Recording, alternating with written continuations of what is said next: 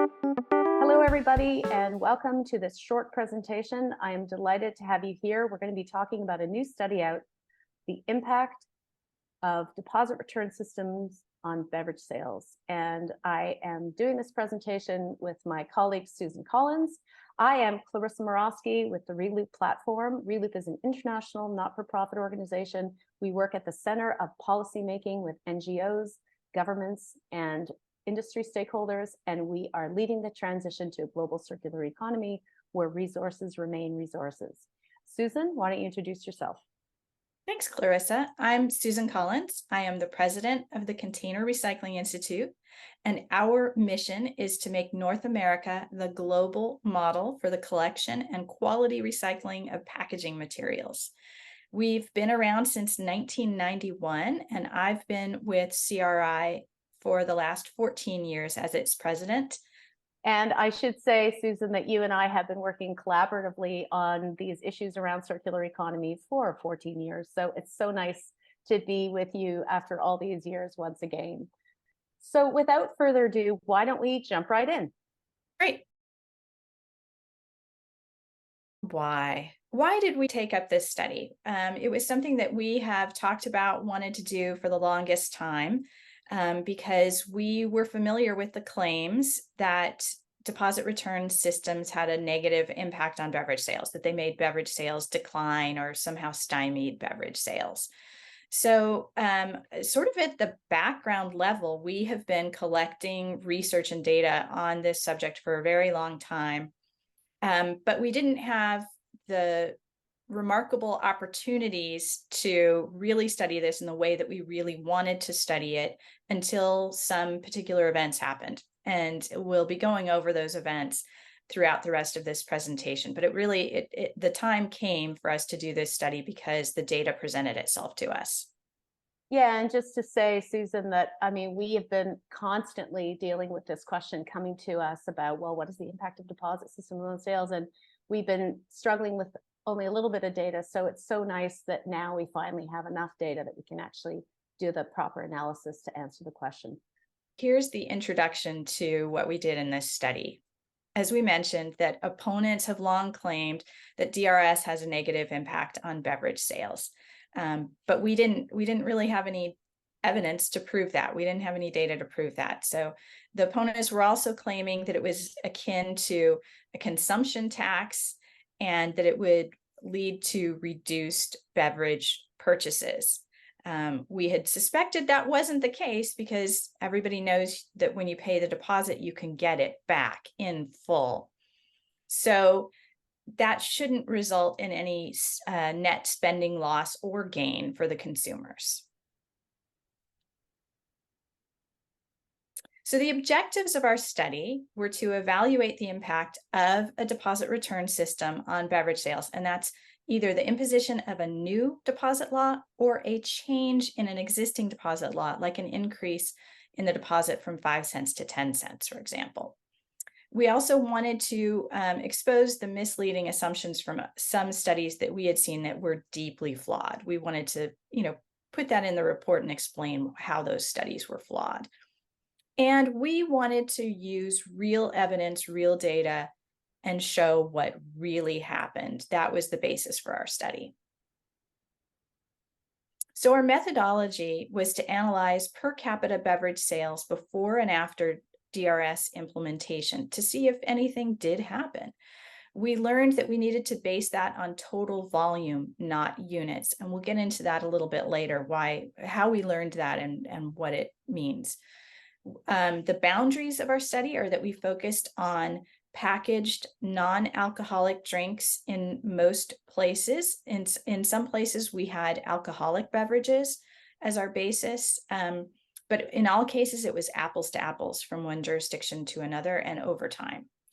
Our data sources were primarily Global Data PLC, but in the case of Alberta, California, and Oregon, we have other data sources, and we'll show you what those sources are.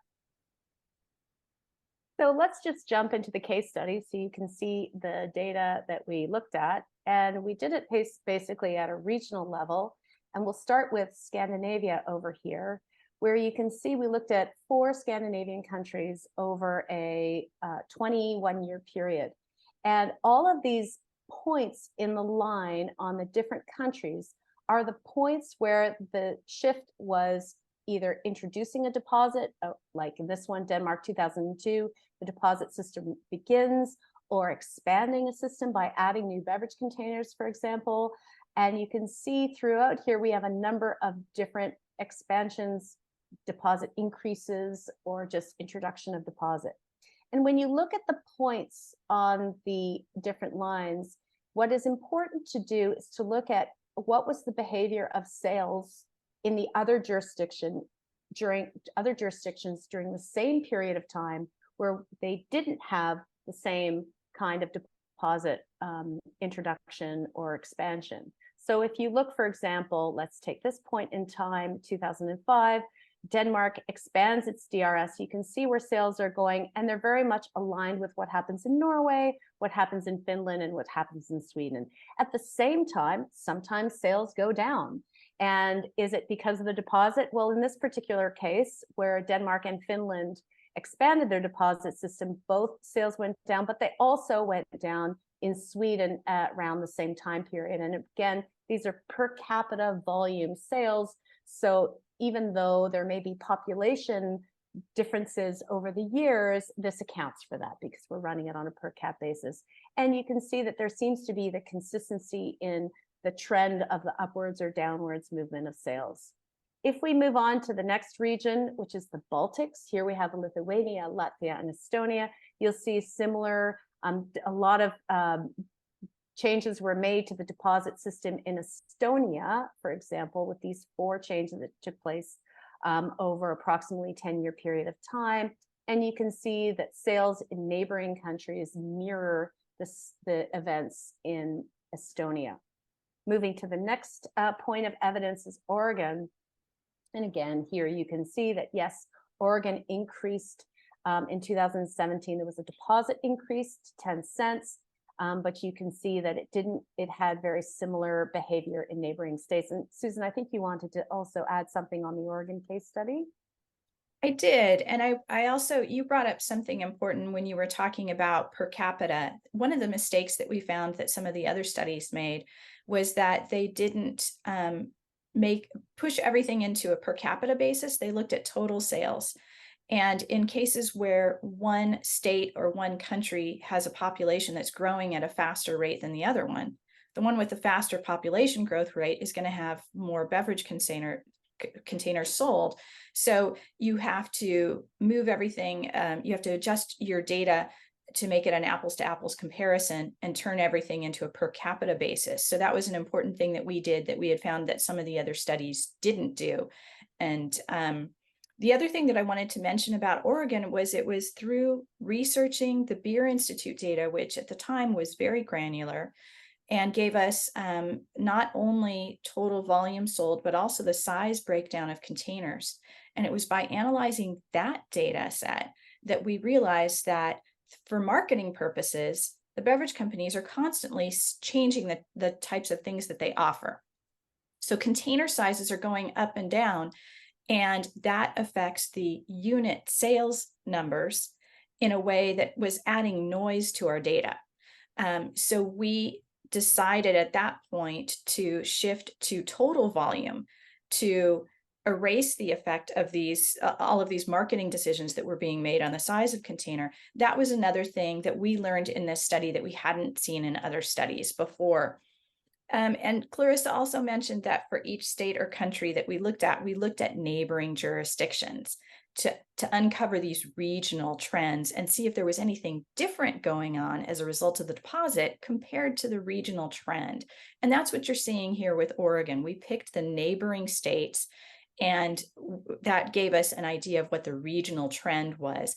And we found that the change that occurred when the deposit was increased in 2017 wasn't outside of the norm of what was happening in Oregon over this period of time, nor was it outside of the range of normal for what was happening in the other states as well. Let's look here at California. Again, pretty simple chart. It's comparing per capita sales with the US per cap sales. And you can see, even though the comparison only starts in roughly 1998, you can see that it aligns really, really well, that the sales are very much connected per cap in California to the federal sales, national sales, I should say.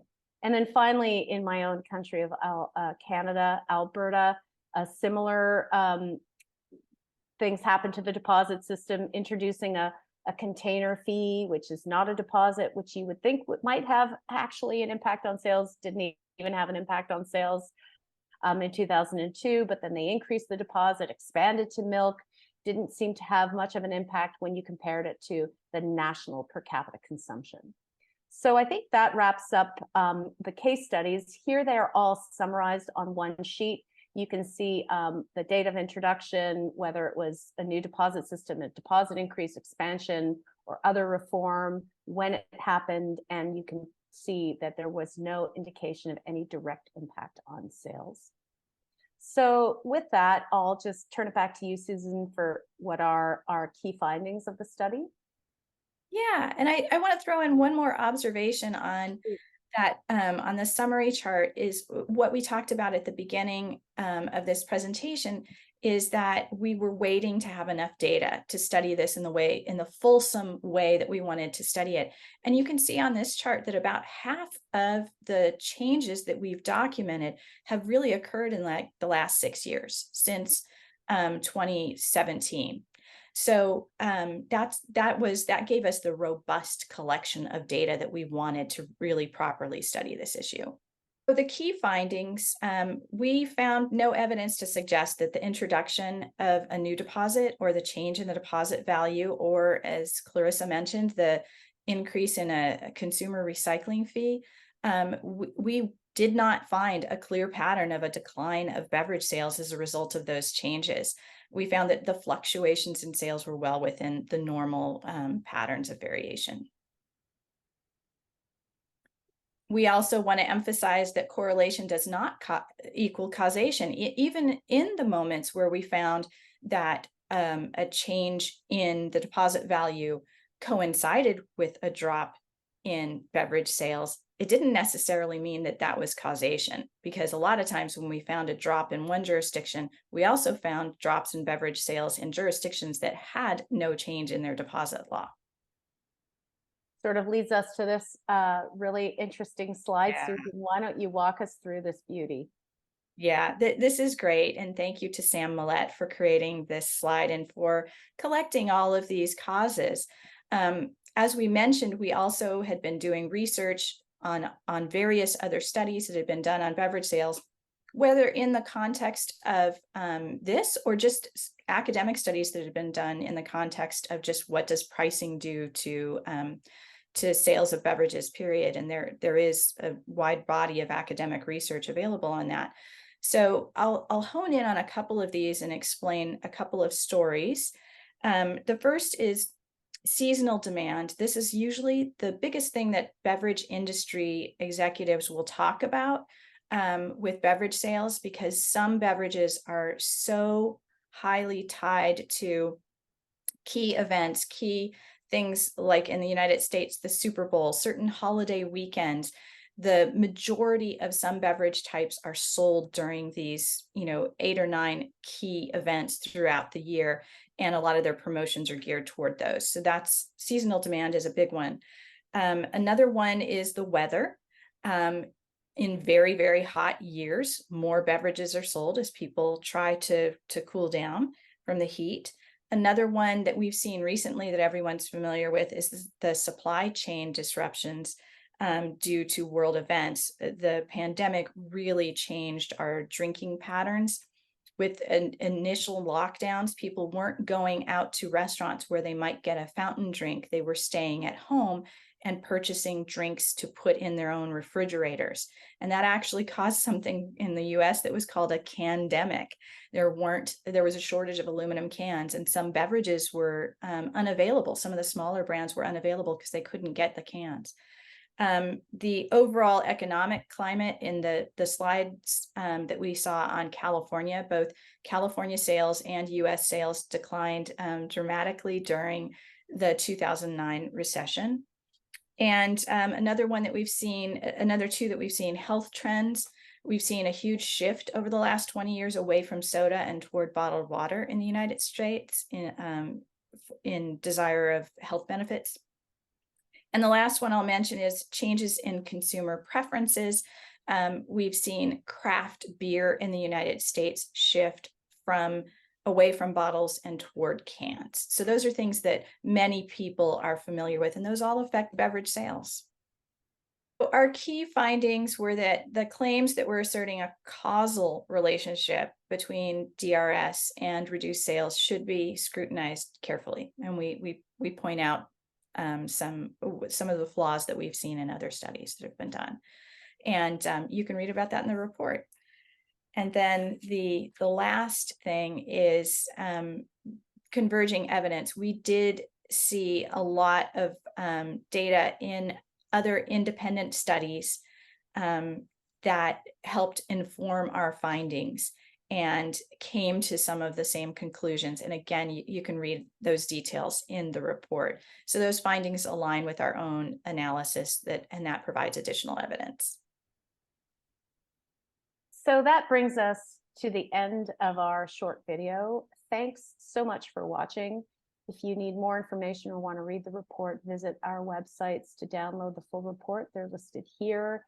And again, just an absolute pleasure, Susan, to be doing this with you after all these years of wanting to get this finally done. It's a total pleasure, and I'm so glad we got it out. Thank you so much.